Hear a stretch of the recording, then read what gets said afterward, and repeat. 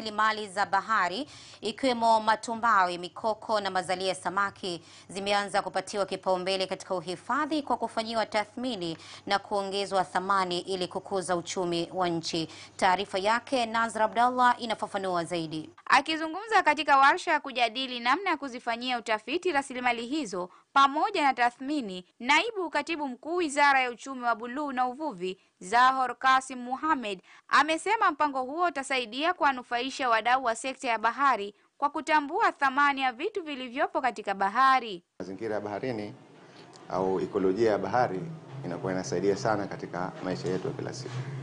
Kwa hivyo tuna maeneo makuu matatu katika bahari, yani matumbawe, majani bahari pamoja na mikoko, ambayo hii ni sehemu kubwa sana ya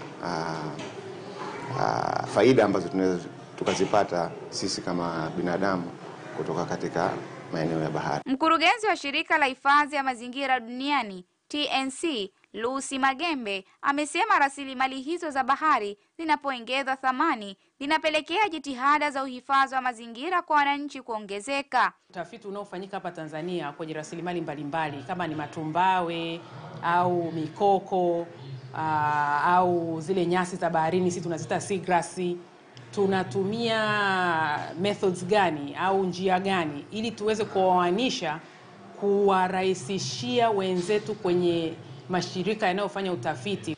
Msimamizi wa mradi wa pamoja tuhifadhi bahari yetu Matias Igulu amesema kufanya tathmini ya rasilimali za bahari husaidia kufahamu upatikanaji wa rasilimali zilizomo ndani ya bahari kwa kuendana na mabadiliko ya tabia nchi. Sote tunaelewa kwamba ndani ya bahari mambo yanabadilika, sio muda wote kuna kile kitu ulichokiona jana ndio utakachokiona leo. Mkurugenzi mkuu wa taasisi ya utafiti wa uvuvi Tanzania Dr. Ismail Harun amesema wataanza kwa kuzifanyia utafiti rasilimali zote zilizopo baharini kwa kutumia mifumo mbalimbali ili kuweka mikakati itakayosaidia kuongeza tija kwa wananchi. Yani kwanza kuangalia kwa upana wake na kutengeneza tutafanya inventory au kuhesabu, kuangalia mifumo ekolojia hii iko kwa upana upi katika nchi yetu. Nazra Abdallah wa ZBC. Na mtazamaji, taarifa yake Nazra Abdallah moja kwa moja inatupeleka sokoni. Kama ambavyo unaona bei za nafaka sokoni leo kwa mujibu wa jedwali letu, mchele wa Mbeya kilogramu 100 kununua ni Tanzania shilingi